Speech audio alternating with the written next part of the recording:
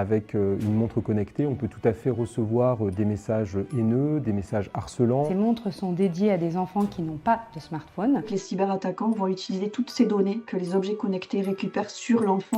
La montre connectée est-elle le nouveau smartphone des enfants? C'est ce qu'on pourrait croire quand on constate l'évolution du marché mondial des montres connectées pour enfants. En 2023, il dépassait déjà les 10 milliards de dollars et selon Global Market Insight, il devrait doubler d'ici 2032. Le problème, c'est que si elles sont rassurantes pour les parents, ces montres connectées peuvent être une source de distraction et de danger pour les enfants. Certaines ont des fonctionnalités quasiment similaires à celles d'un smartphone, comme envoyer des messages ou accéder à Internet. En résumé, des possibilités qui ne sont pas forcément adaptées aux plus jeunes.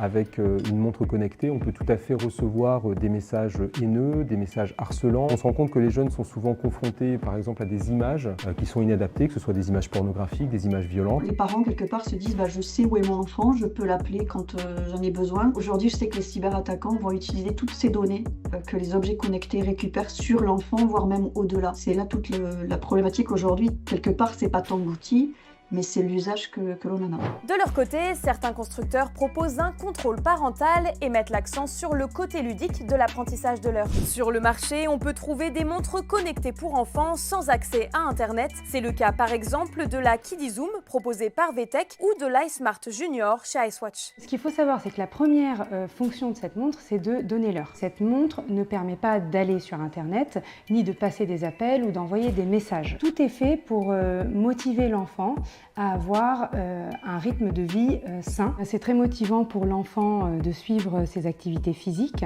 et l'intérêt aussi pour un enfant, c'est aussi tout simplement d'apprendre à lire l'heure. Alors la montre connectée pour enfants, bonne ou mauvaise idée? Face à une demande grandissante, les opérateurs s'emparent eux aussi de la question. C'est le cas de Bouygues Telecom et de sa nouvelle Kids Watch qui permet de passer des appels avec un forfait bloqué sans accès à Internet. Mais derrière cette montre, l'idée principale reste d'accompagner les enfants dans leur premier pas numérique, selon le directeur grand public de Bouygues Telecom, Bruno Duhart. Souvent, ce qui fait défaut, c'est le fait que l'enfant est totalement seul dans les usages numériques. Ces enfants seront confrontés tôt ou tard à l'utilisation de ces objets. Il y a des formations qui sont proposées, il y a des sensibilisations qui sont proposées. Il faut que les parents s'y intéressent. Proposer une montre connectée à un enfant doit systématiquement s'accompagner aussi de l'accompagnement nécessaire pour protéger cet enfant.